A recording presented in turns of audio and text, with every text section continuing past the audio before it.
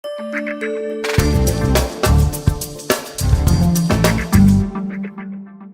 York City was the host last month to the 95th Annual New York State School Boards Association Convention and Expo. More than 2,600 attendees from Buffalo to Long Island had the opportunity to listen to some great speakers, attend workshops, visit with vendors, and experience Manhattan. With the return to NYC, expectations were high for a successful convention, and according to NYSSBA Executive Director Tim Creamer, the event hit all the high marks. Everything I heard was from top to bottom was they loved being in New York City, great speakers, staff was so accommodating, always friendly and available.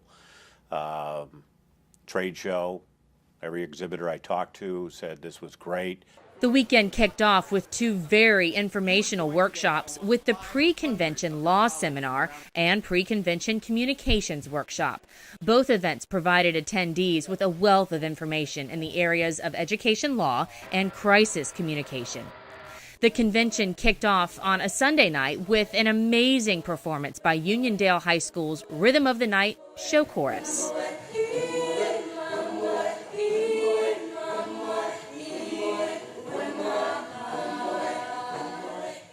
NYSSBA President Lynn Lenhart greeted the packed audience and told everyone what great plans NYSSBA had in store for the conference with a wide range of education experts. From Nanuet, New York, the president of the National School Boards Association, Ann Byrne, greeted the crowd with some remarks. One of the big highlights of the evening was the presentation of awards to some dedicated people for their continued service in education and in the school boards they serve. Monday's big highlight was the success of the annual business meeting. With representation from across the state, the meeting ran smoothly with a spirited discussion leading to the passage of 10 resolutions.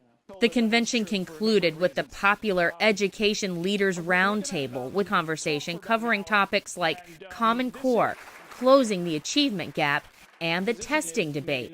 Orchestrating an event like the Convention and Expo provides many challenges, and Creamer says he was pleased with the outcome and looks forward to returning to New York City for the 96th Convention and Expo. There are so many moving parts, and you just can't even describe how many things have to fall into place for this to be done right, and how things could go terribly wrong if that doesn't happen. And I think the proof is in the pudding this year. We had an extraordinarily successful convention, and it was because this staff just clicked on all cylinders, top to bottom. And the 96th Annual Convention and Expo returns to New York City next October 18th through the 20th. Going on school field trips can be very exciting. The Glens Falls Middle School English class from upstate New York has been participating in a historical program in which students are taken out of the classroom and into the field. Glens Falls is just south of the Adirondack region and only a few miles from Fort William Henry. The fort played an important role in the French and Indian War in the 1700s. The original fort was burned to the ground by the French, but a new fort was reconstructed in the mid-1950s. Get fire. And that takes us to today. These 7th graders have been reading in class about the historic significance of the Lake George region. Through the use of historic reenactors, the students have been provided the opportunity to relate their book readings to the sites they visit. In 3 weeks, we're going to start reading The Last of the Mohicans. So the kids basically saw Cooper's Cave. They come up the military road. They come here.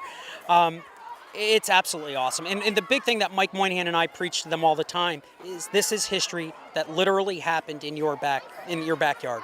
It's awesome. You can't beat it. The reenactors say getting the students to the historic sites is very important. I explain the difference between the folklore of it all and the actual history of it all, written documented history versus folklore, and they got a good understanding on how this was. Seeing, feeling, touching, it's a lot better than sitting in a classroom getting lectured to and somebody pointing at maps and maybe showing you 2 or 3 pictures.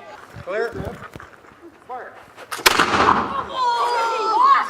The students say they learned some key historic facts from their site visit.